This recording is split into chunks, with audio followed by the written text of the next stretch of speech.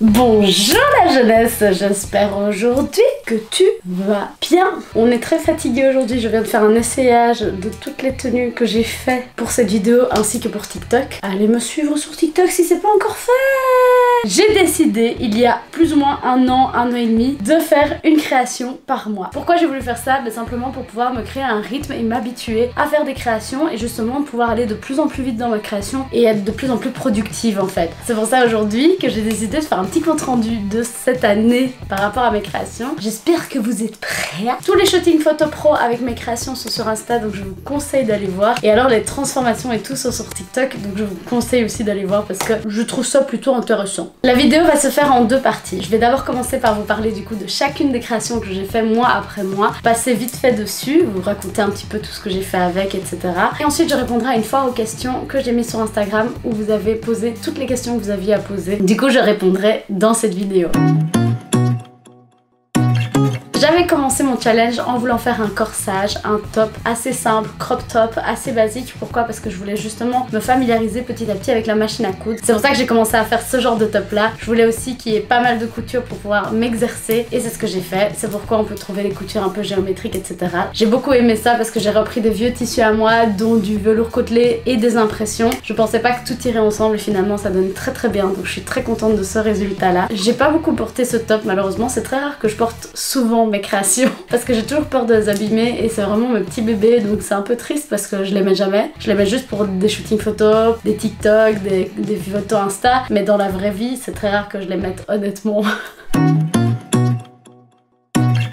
Ensuite, j'ai créé une robe pour un mariage congolais et irlandais. Je voulais justement mélanger le côté européen avec le côté africain. Je suis quand même très contente de cette robe, je trouve que la coupe est assez bien. Seul petit quoi que ça à l'arrière, j'étais beaucoup trop cambrée et du coup la robe avait un peu de tissu, donc j'aurais dû reprendre. Mais bon voilà, quand on travaille très longtemps sur une pièce, vous le savez, j'ai souvent la flemme de repasser dessus. Ensuite, j'ai créé une silhouette que j'aime énormément. Je pense que c'est ma silhouette préférée jusqu'à maintenant. C'est ce que j'ai kiffé le plus faire. C'était mon tailleur, donc mon tailleur et pantalon. Donc c'est deux pièces. Un mois j'ai fait le pantalon, un mois j'ai fait le tailleur. Je suis hyper contente du résultat. J'aime beaucoup le cuir en dessin sur les côtés. Je suis vraiment contente de ce que j'ai fait. Évidemment, si vous voulez voir les vidéos tutoriels de toutes ces pièces, tout est sur YouTube, donc allez voir, tout est là. J'ai même fait une playlist avec toutes les vidéos couture que j'ai pu faire. Et alors cet outfit là, je trouve que c'est le outfit qui me ressemble le plus en fait. Il me va le mieux. Le mélange noir et blanc plus les petits détails en rouge, c'est canon. L'intérieur aussi était doublé en rouge, satin rouge en plus, j'aime trop. Franchement, c'est une de mes pièces préférées.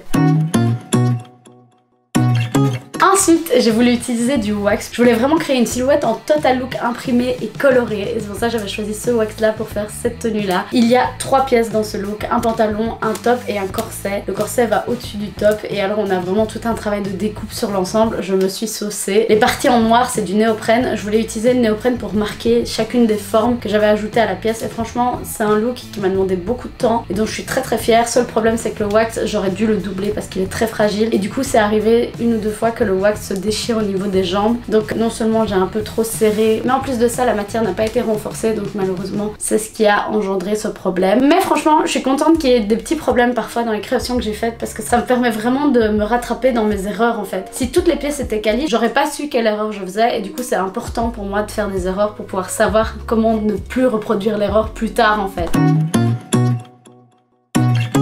Ensuite, ma robe fail. Ça franchement c'était vraiment un gros fail. Je vous parlais du fait que prendre des risques et se tromper c'est pas plus mal et tout. Mais là franchement cette robe dans l'ensemble est un fail. Je n'en suis toujours pas hyper convaincue. Les épaulettes sont toujours aussi grandes à mes yeux. Et alors au niveau du bas avec les plis etc.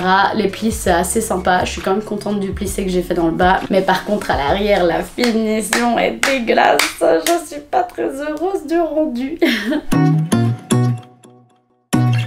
Après, vous la connaissez, elle est très récente. J'ai fait le total look en drap de lit Ikea. Vous en avez bouffé de ce drap de lit et moi aussi d'ailleurs j'en ai bouffé de ce drap de lit parce que j'ai fait des vidéos à chaque fois, mais vous imaginez pas le temps de travail derrière, donc j'en ai mangé de ce drap de lit Ikea, je ne peux plus me le voir. Donc j'ai fait corset, short, traîne et chapeau. J'étais contente d'avoir suffisamment de matière et du coup je me suis dit autant en profiter et vraiment faire une tenue entière et hyper volumineuse dans ce tissu là. Et franchement j'étais hyper contente du résultat. Le corset, je crois que c'est un de mes corsets préférés que j'ai pu faire. Il est vraiment quali. il donne vraiment bien. Seul petit hic, c'est que j'ai pas limé le bout des baleines et du coup elles sortent du tissu. Malheureusement il est fragile, donc c'est très probable qu'un jour ou l'autre je retrouve une baleine qui me pète à la figure. Le chapeau, j'en suis super fière. J'ai trop envie de faire encore des chapeaux comme ça donnait vraiment bien, je suis hyper contente. Après, si j'avais pu le faire en feutre, ça aurait été quand même plus simple. Parce que là ici, le truc c'est comme j'ai mis du carton, mais on sent quand même que c'est assez rigide au niveau de la tête.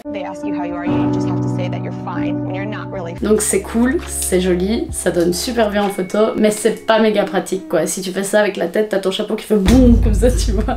Et puis c'est un peu plus lourd qu'un chapeau normal, donc forcément c'est pas aussi simple. Mais c'est bien pour justement, comme je vous disais, des shootings, etc. Ça donne super bien.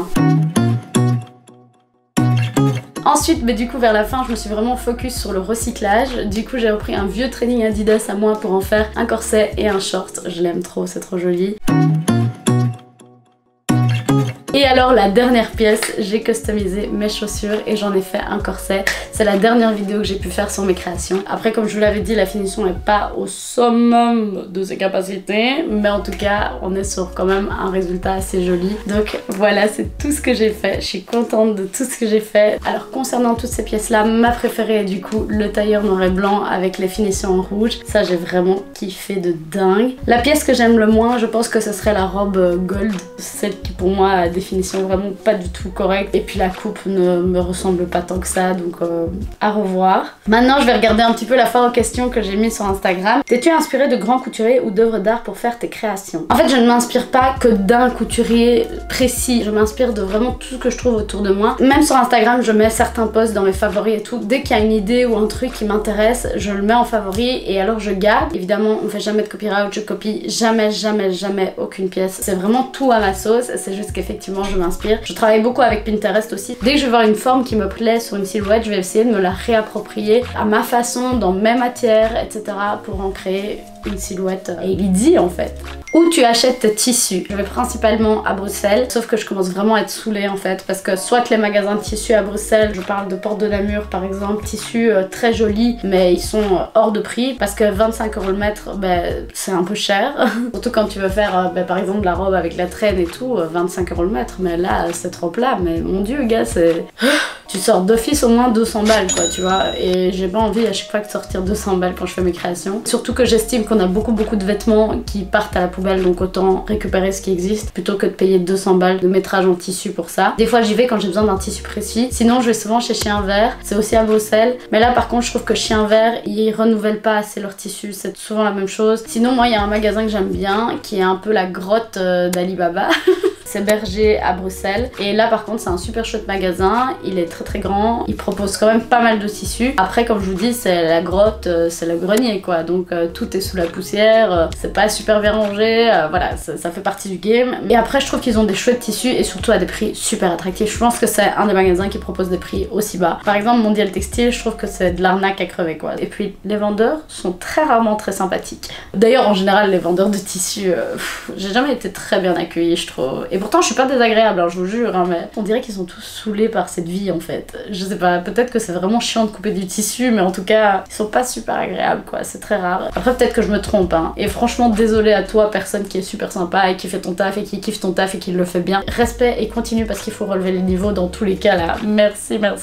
Mais du coup, maintenant ce que je fais, c'est que j'achète souvent du tissu sur internet. J'ai fait des collaborations avec par exemple Mondial Tissu, qui est très bien. Après, ils proposent très peu de choix en tissu, je trouve. En tout cas pour l'habillement et surtout dans ce que je fais. Mais sinon il y a aussi tissu. Je vais le noter là, je sais plus c'est quoi le nom, mais ils proposent quand même pas mal de chouettes tissus. J'avais déjà acheté du tissu chez eux, il est vraiment quali et il est pas trop cher non plus, donc moi je vous conseillerais même plutôt d'aller voir en ligne plutôt que dans des magasins, parce que dans les magasins en général t'y vas et t'es souvent déçu parce que tu trouves rien. Est-ce que tu as déjà voulu arrêter une de tes créations par cause de flemme? Pour mes créations, non, mais pour mes dessins, oui. C'est déjà arrivé que je ne finisse pas mes dessins, je ne sais pas pourquoi. Tu sais, quand t'as bossé longtemps, à un moment donné, tu dis ouais, bon voilà, maintenant je vais faire une pause, et alors je reviens plus jamais dessus, tu vois. Mais bon, après c'est quand même rare, j'avoue que j'aime beaucoup finir mon travail. Surtout que si je le fais, c'est pour voir la finalité, et si je m'arrête au milieu, je vois pas l'intérêt en fait. Et puis comme on dit, hein, c'est pas terminé tant que tu n'es pas satisfait de ton travail. Donc si t'es pas satisfait, c'est que c'est pas fini, alors fais en sorte d'être satisfait, tu vois. Est-ce que tu achètes un tissu en sachant ce que tu vas en faire, ou est-ce que c'est le tissu qui te fait faire ce que tu veux faire? En fait ça dépend. Des fois j'ai une idée précise avec le vêtement, avec la coupe et tout, et je me dis ok il faudrait tel tissu, mais souvent c'est des tissus plus sobres, et alors quand c'est des tissus un peu plus travaillés, là effectivement je le fais dans le sens inverse, j'utilise le tissu pour en faire le vêtement. D'ailleurs maintenant ce que je vais faire c'est que je vais essayer de faire des tissus imprimés moi-même, c'est en travail pour l'instant, et à ce moment là je pense que je vais le travailler directement sur le mannequin sans même un dessin, ou alors je ferai peut-être un dessin après pour voir un peu vers quoi je vais aller, mais en tout cas je crois que je vais le faire dans l'autre sens. Est-ce qu'il y a des projets que tu n'as jamais réalisés? J'ai pas trop envie de répondre à cette question parce que pour moi même des projets qui ne sont pas réalisés, je pense qu'ils le seront dans le futur en fait, mais effectivement j'ai des projets que j'avais dans la tête qui sont pas encore arrivés, mais pour moi ils sont pas jamais arrivés, ils sont juste pas encore arrivés, donc on verra par la suite avec les rencontres, avec le bouche à oreille etc,